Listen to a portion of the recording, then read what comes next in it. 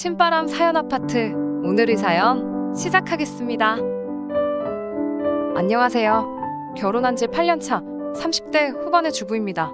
한국에서 며느리로서 살아가는 여자들이라면 제가 얼마나 힘들었을지 이해하실 것 같습니다. 저는 아들만 셋인 집에 둘째 며느리로 시집왔지만 아주버님이 결혼을 하지 않은 덕분에 맏며느리 역할을 8년 동안 했네요. 집안의 경조사도 아프신 어머님의 수발도 모두 제 담당이었습니다. 남편이라는 사람도 너무 어리숙해서 친구니 선배니 하는 인간들한테 크게 사기도 2번이나 당하고 늘 직장 다니기를 싫어하고 핑계만 있으면 사표 쓰고 사업할 궁리만 하는 그런 사람이었지요. 그렇다 보니 우리는 늘 경제적으로 쪼들렸고 그로 인해 저는 늘 몸으로 때워야 하는 상황이었네요. 상대적으로 여유가 있고 맞벌이를 하던 막내 서방님과 동서는 돈으로 상황을 벗어났고요. 그러던 중 어느 날 평소처럼 병원 음식은 입에 안 맞아 식사를 안 하시는 시어머니를 위해 만들어간 도시락을 펼치고 있는데 이를 보시던 시어머니께서 제 손을 꼭 쥐시며 제가 얼마나 고생하는지 안다고 하시더라고요. 그러면서 본인이 소유하신 작은 상가 하나를 나중에 꼭 제게 주시겠노라 하시니 그동안의 고생을 다 보상받는 기분이 들더라고요. 그렇지만 그 말씀을 제외하곤 제 상황은 아무것도 달라진 것이 없었네요. 한 번은 막내 서방님이 회사에서 과장으로 승진을 했어요. 그러자 시어머니께서 축하 파티라도 해야 하지 않겠냐며 저더러 실력 발휘를 해보라고 하시더군요. 제가 음식 준비하는 동안 동서는 작은 방에서 무얼 하는지 부엌에는 코빼기도 내밀지 않더라고요. 음식 준비를 하다 열받은 제가 동서한테 나오라고 부르니 대번에 시어머니께서 일하고 온 사람 좀 쉬게 놔두라고 하시는 거예요. 막내 서방님도 대번에 저한테 서로 형편껏 되는 만큼 하자면서 형수님이 솜씨 좀 발휘하시고 저희는 경제적인 부담을 지고 그러면 되지 않냐고 하는데 순간 속에서 화가 솟구쳐 올라오는 기분이더라고요. 그래도 좋은 날이고 시어머니도 계시니 속으로 화를 꾹 참았습니다. 음식 준비가 거의 다 끝났을 무렵 막내 동서가 슬쩍 나와서 음식들을 보더니 고작 한다는 소리가 왜 다 고기밖에 없냐면서 이러면 몸에 안 좋다고 반찬 투정을 하더라고요. 그래서 제가 고생했다는 소리는 못할 망정 투정을 부리냐고 그냥 맛있게 먹으라고 좋은 말로 타일렀어요. 그러자 또 대번에 시어머니께서 막내 동서가 틀린 말을 한 것도 아닌데 왜 무안을 주냐며 저에게 면박을 주시더라고요. 집안에서의 제 입지는 항상 그랬습니다. 돈이 없으니 몸으로 때워야 하는 그런 신세였지요. 게다가 남편이란 사람도 세월이 가도 철이 들지 않아서 그런 대화가 오고 가도 그저 시어머니와 동생의 눈치만 살필 뿐이었지요. 그런데 얼마 전 드디어 아주버님의 결혼 날짜가 잡혔습니다. 저도 드디어 이 지긋지긋한 맏며느리 노릇에서 벗어날 수 있다고 생각하니 정말 기쁘더라고요. 아주버님과 결혼할 여자는 아주버님과 12살 차이 나는 20대 후반의 치과의사였어요.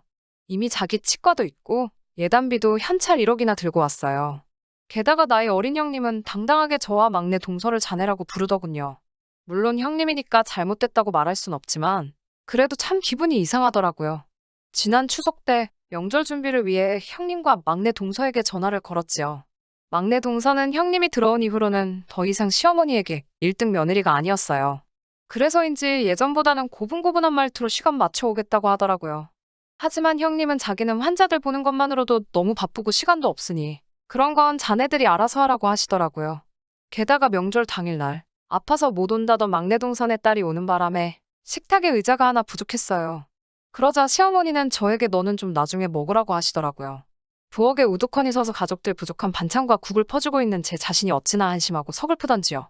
그런데 남편이란 작자는 뭐가 그렇게 맛있는지 우걱우걱 잘도 처먹더라고요.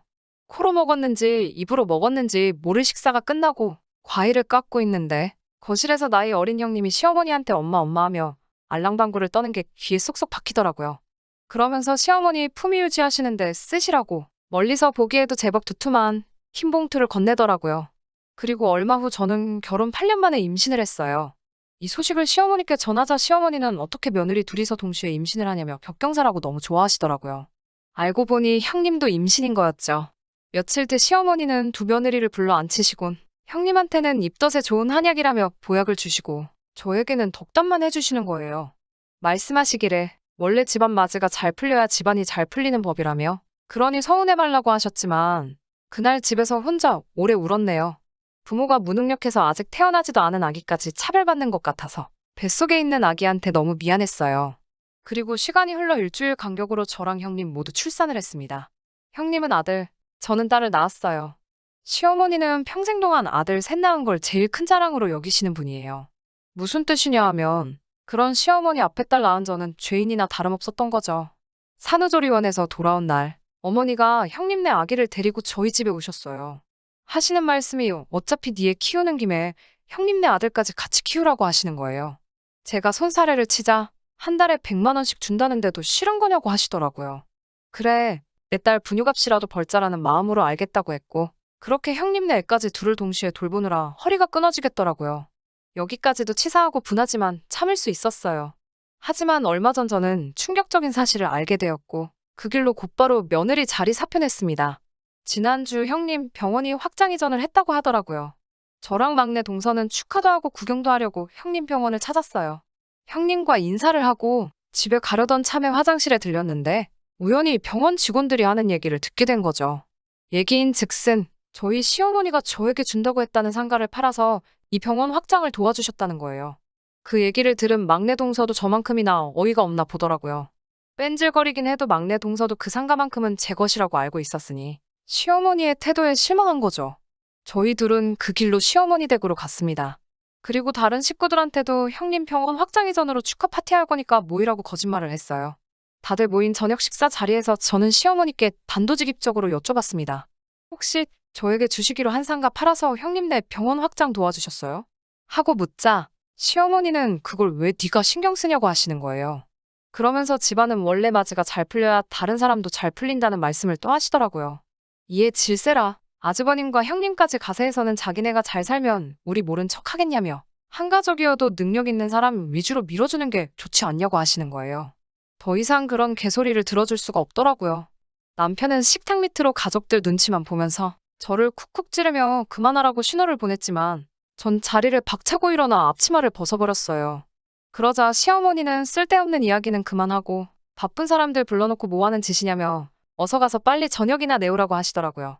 저는 더 이상 분노를 삭히지 못하고 시어머니 얼굴로 앞치마를 집어 던졌습니다. 이 거지 같은 며느리 자리 내놓겠다고 소리를 지르자 남편은 저에게 제정신이냐며 오히려 고함을 치더라고요. 그 고성을 내뿜는 주둥아리를 보고 있자니 저도 모르게 손이 올라가더라고요.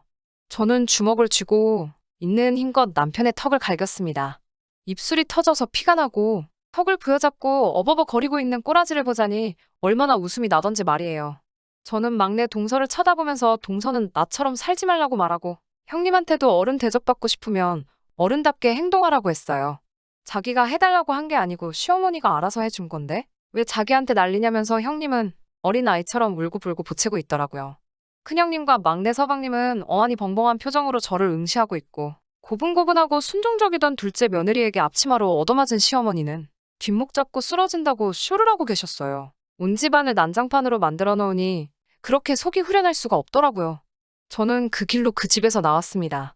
이제 변호사도 알아보고 이혼 절차도 시작하려고 해요. 누군가는 제가 상가를 못 받은 게 서러워서 이 사태를 만들었다고 생각할 수도 있겠지만 그게 아니에요. 저는 그 치과 의사 며느리가 오고 나서 그동안 제가 맏며느리 역할을 한 게 아니라 저는 이 집의 식모, 그 이상도 그 이하도 아니었다는 걸 알게 됐거든요. 그리고 제 딸이 이 집에서 저처럼 천덕꾸러기 손녀가 되는 것도 지켜볼 수 없고요. 이젠 날씨도 점점 따뜻해지고 봄이 오고 있는 것 같아요. 저와 제 딸의 인생도 이제 그늘에서 벗어나 양지로 가고 있는 것 같아요. 앞으로 펼쳐질 저와 제 딸의 앞길에 행복을 빌어주세요. 이야기 들어주셔서 감사합니다.